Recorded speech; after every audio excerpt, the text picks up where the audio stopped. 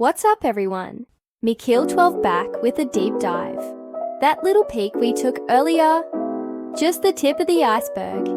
I've been piecing things together, going way back, and you're gonna wanna see this. Remember this image? This is NTN, showing off their solutions for clients. Notice media in there, specifically Dispatch and TV Report. This is our starting point. Let's talk Dispatch. Their current rep, Lee Myung-gu, used to be a reporter at Sports Seoul. He jumped to Dispatch after that. Keep that name in mind. Now, TV Report. Here's a key piece. It's currently under the Fastview umbrella. Now, some people might just see Fastview as a bunch of reaction channels. But hold up, this ain't a small-time operation. Hybe actually sued Fastview, accusing them of slamming their artists, including Illit. Guess who was running those YouTube channels Hybe was targeting? Fastview. Weird, right? Because TV Report often puts out pretty positive stuff about Hybe. So, TV Report, seemingly friendly to Hybe, is run by Fastview, who Hybe is actively suing. What's the connection? Going back to Lee Myung-gu from Dispatch. He's been identified as a former head of TV Report, so you've got a link between Dispatch and TV Report through him. Dispatch? Generally seen as Hybe-friendly. Top K-pop journalist Lee Jin-ho even pointed out Dispatch as one of the few who spoke up during the NG situation. So, it's like this. Dispatch and Hybe have a generally good relationship. Dispatch has a past link to TV Report. TV Report is run by Fastview, and Hybe is going after Fastview. Does Hybe know the full picture here? It's getting dramatic. Now let's understand Fastview better.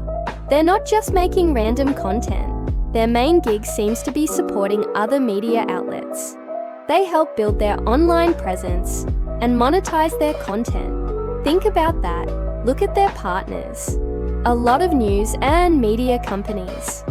So, Fastview is in the business of amplifying media content. This gives them some serious influence.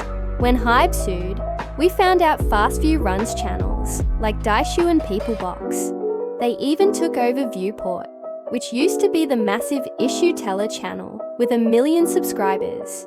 That's TV Report running that now. Likely bought from Issue Teller. There are even more potential connections. A company called Kaboom is run by Park Sang-woo, who's now a co-CEO at Fastview. Another one, New Autopost, seems linked to, possibly also under the Fastview umbrella, focusing on cars. There was even a link to KB Rent on their stuff. Check out Fastview's business areas: advertising, social commerce, and content distribution. They're not just creating stuff, they're a major player in getting information out there. They even partner with places like KB Pay and DC Inside. See those news articles popping up on DC Inside? That's likely part of Fastview's work. So, definitely not just some random reaction channel. Now this is where it gets even weirder.